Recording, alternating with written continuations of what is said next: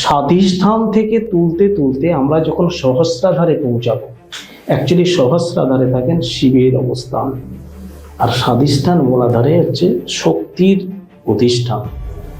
ঠিক আছে, তো এর আমি আর একটু খোলামেলা আলোচনায় যাচ্ছি না, যার জন্য অ্যাকচুয়ালি যত গন্ডগোল আমাদের ওই মূলাধার চক্র এবং স্বাধিষ্ঠান চক্র থেকে, গুহ্য থেকে, গুহ্যের উপর থেকেই এত কিছু গন্ডগোল।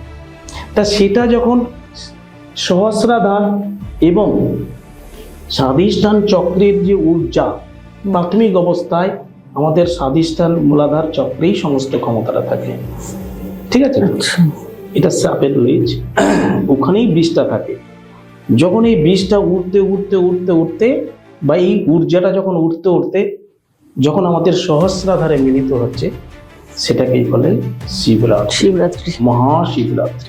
আচ্ছা, এই অবস্থায় থেকে মানুষ সবকিছুই করতে পারে তার ক্ষমতা অনুযায়ী। যারা যোগসিদ্ধ সমাধিরও পরে যারা গেছে, তারা অ্যাকচুয়ালি এই পদ্ধতিতে